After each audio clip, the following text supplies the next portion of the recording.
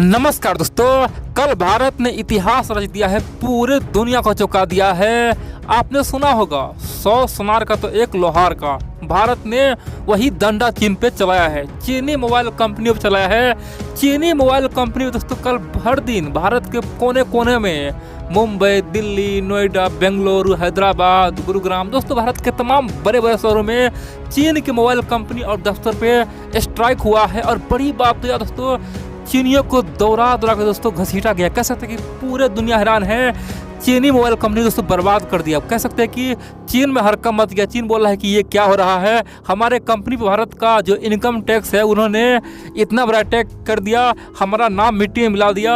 आखिरकार भारत हमसे कौन सा दुश्मनी निकाले। तो चीन की ओर से बहुत बड़े बड़े दावे किए गए। चीनी मीडिया बौखलाया हुआ है। चीन का थिंक टैंक भारत पे बड़े बड़े आरोप लगा रहा है, बोल रहा है कि भारत हमारे मोबाइल कंपनी को हमेशा हमेशा के लिए ख़त्म करना चाह रहा है। क्योंकि भारत का जो ये आईटी है ना, भारत का आईटी ने कल धमाल कर दिया। तो बहुत बड़ी बात है। मैं आपको एक एक पॉइंट बताऊंगा, क्योंकि हमारे देश में कई सारे नौजवान हैं, कई सालों से पूछ रहे थे सर ये बताओ आखिरकार चीन का क्या औकात जो हमारे देश में आके मोबाइल बेचे।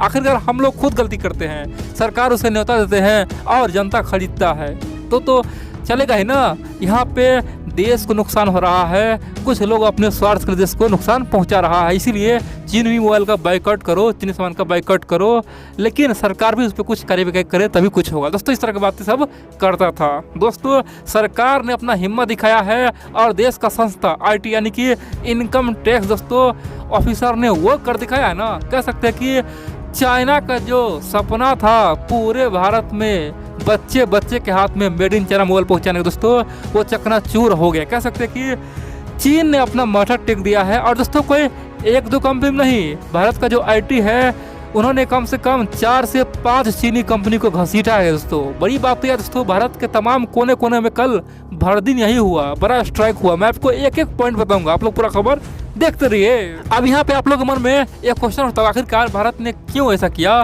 भारत का जो आईटी संस्था यानी कि इनकम टैक्स संस्था है, ऑफिसर है, आखिरकार अधिकारियों ने उस पर छापा क्यों मारा। जगह जगह दिल्ली, नोएडा, खासतौर पे बेंगलुरु, हैदराबाद, भारत के बड़े बड़े शहर, मुंबई, आखिरकार ऐसा क्यों किया। दोस्तों आप जानते हैं भारत चाहता है कि खुद ही आत्मनिर्भर बने।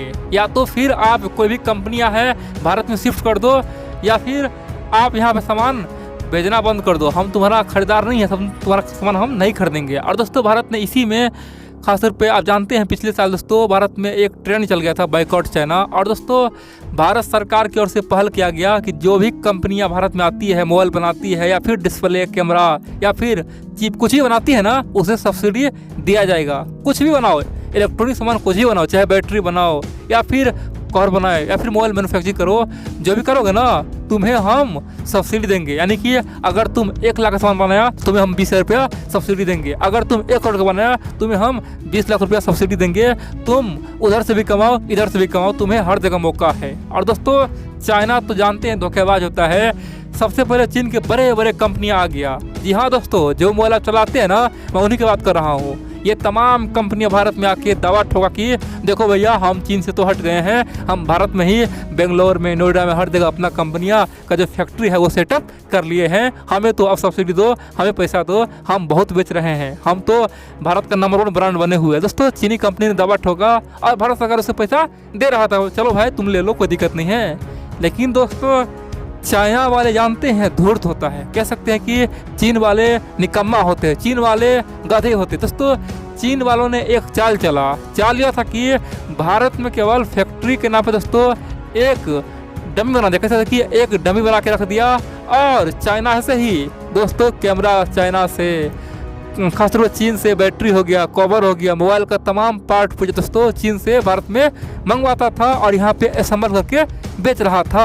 आप पूछेंगे तो ये संभव कैसे, आखिरकार चीन से सामान पार्ट पुर्जा कैसे आ रहा था। दोस्तों चीन वाले बहुत धूर्त होता है, वो सीधा चीन से भारत नहीं भेज रहा था, वो वियतनाम के रास्ते कुछ पार्ट पुर्जा हो गया, कुछ नेपाल के रास्ते, कुछ यूरोपियन देश के रास्ते, कुछ दोस्तों अफ्रीका रास्ते, कह सकते हैं कि कुछ श्रीलंका के रास्ते। दोस्तों दुनिया के तमाम कोने कोने से, मलेशिया के रास्ते कुछ पार्ट पुर्जा भेज के भारत में मंगवा के और तमाम पार्ट पुर्जा को जोड़ के असेंबल करके मोबाइल बना के भारत में बेच रहा था, यानी कि चीनी लोग को ही वहाँ पर रोजगार मिल रहा था और यहाँ पर चीन को डबल फायदा हो रहा था। पहला तो भारत के लोगों से कमाई हो रहा था मोबाइल बेच के, दूसरा सरकार उससे पैसा दे रहा था। और बड़ी बात तो यह दोस्तों, चीन ने तीसरा गलती और कर दिया। चीनी मोबाइल कंपनियां ने एक गलती और कर दिया, जिससे भारत सरकार का खून खोल गया और चीन को दोस्तों दोहराना शुरू कर दिया।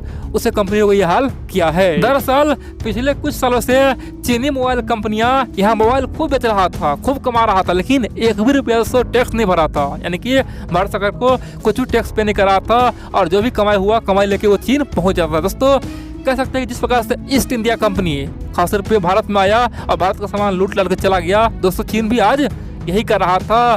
भारत को गुस्सा आया और दोस्तों भारत ने ये स्ट्राइक किया है। और कल दोस्तों जो हुआ ना, तांडव मच गया, तांडव। चीनी ऑफिसर, चीनी मोबाइल कंपनियां दोस्तों तमाम बड़े बड़े ऑफिस में छलांग मारा और IT ऑफिसर यानी कि इनकम टैक्स ऑफिसर ने चीन को नंगा कर दिया, चीन का औकात दिखा दिया और बता दिया ये भारत आज का है, ये 100 साल पहले का 200 साल पहले का भारत नहीं है। अगर तुम ईस्ट इंडिया कंपनी बनोगे तो हम यहाँ पे तुम्हें जिंदा गाड़ के रख देंगे। तुम सही से बिजनेस करना चाहते हो तो करो, नहीं तो बुरे विसर बन हो। ये मत समझो कि तुम महाशक्ति हो, मेरा कुछ उखाड़ लोगे। अगर तुम सीमा पे आओगे तो हमारे सैनिक तुम्हारे सैनिक को हमेशा हमेशा के लिए मऊ के पास पहुंचा देगा।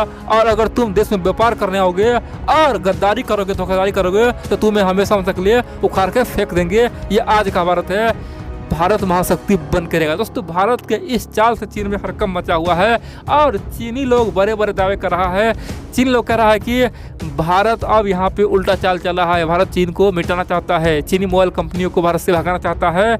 और चीन के थिंक टैंक यहाँ तक कह दिया कि भारत ने हाल ही में 300 से अधिक एप्लीकेशन, जो चीनी एप्लीकेशन था टिकटॉक सहित तमाम एप्लीकेशन को बैन कर दिया।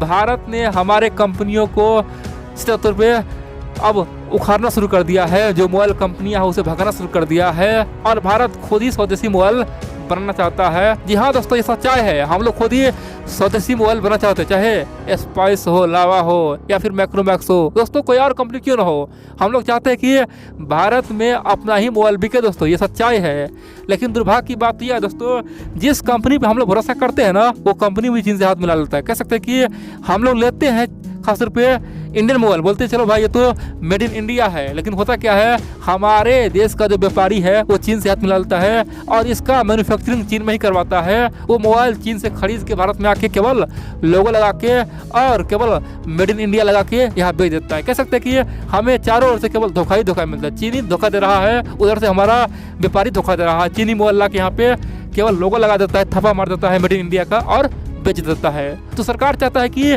ये खेल खत्म हो, अब की बार जो भी हो ओरिजिनली हो, देश में ही बने, चाहे डिस्प्ले हो या फिर चिप हो, कुछ भी हो, सब कुछ देश में बने। और दोस्तों इसीलिए सरकार सब्सिडी दे रहा है और चीन उसका दुरुपयोग कर रहा था। चीन का इसीलिए तो औकात दिखाया है और भारत के इस एक्शन से पूरे दुनिया खुश है। बोल रहा है कि देखो भाई, भारत आज निसंकोच बिना किसी से डरे हुए चीन पे एक से बढ़कर एक स्ट्राइक कर रहा है और चीन तो आज चूं तक नहीं बोल रहा है। जो चीन पहले केवल युद्ध से पहले बात ही नहीं करता था, युद्ध की धमकी केवल देता रहता था, अब तो केवल शांति की बात कर रहा है।